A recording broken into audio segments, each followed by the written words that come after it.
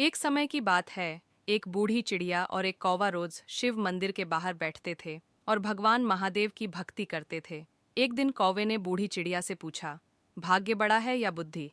बूढ़ी चिड़िया ने मुस्कुराते हुए कहा, तुम्हारे इस प्रश्न का उत्तर मैं तुम्हें एक कहानी के माध्यम से दूंगी।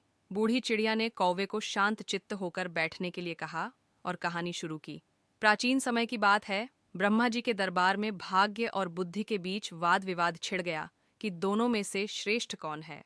ब्रह्मा जी ने इस बहस का निपटारा करने के लिए एक परीक्षण की व्यवस्था की।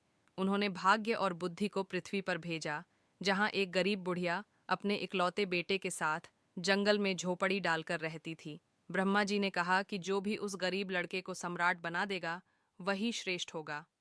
भाग्य ने उत्साह के साथ कहा, मैं इसे सम्राट बनाकर रहूंगा।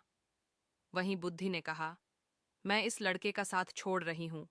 अब देखते हैं कि भाग्य इसे कैसे सम्राट बनाता है। जैसे ही बुद्धि ने लड़के का साथ छोड़ा, वह लड़का अपनी समझदारी खो बैठा और मूर्ख बन गया। भाग्य ने उसे राजा बनाने के लिए कई प्रयास किए। उसने उसके रास्ते में सोने के जूते रखे, लेकिन बुद्धिहीन लड़का उन जूतों की कीमत नहीं समझ पाया और उन्हें केवल पैरों में पहनने के लिए उपयोग किया। जब एक सौदागर ने उसे जूतों के बदले अनाज दिया, तो लड़के ने तुरंत सौदा कर लिया। भाग्य ने हार नहीं मानी। उसने फिर से प्रयास किया, लेकिन बिना बुद्धि के साथ के उसके सारे प्रयास व्यर्थ हो रहे थे। अंततः सौदागर ने उस लड़के को सम्राट बनाने का निर्णय लिया और उसके लिए महल बनवाया, जागीरें खरीदी और सेना खड़ी की। फिर भी लड़का अपनी बकरियों के बारे में ही सोचता रहा और सम्राट बनने के बावजूद अपनी बकरियों को खोने के डर से विचलित रहता। जब ब्रह्मा जी ने यह सब देखा, तो उन्होंने निष्कर्ष निकाला कि भाग्य और बुद्धि दोनों का जीवन में समान महत्व है।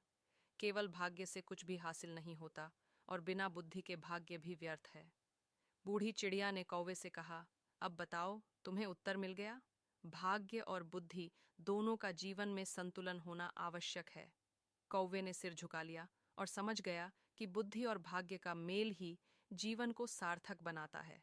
यह कहानी हमें सिखाती है कि केवल भाग्य के भरोसे जीवन नहीं चलता और केवल बुद्धि से भी सब कुछ संभव नहीं होता।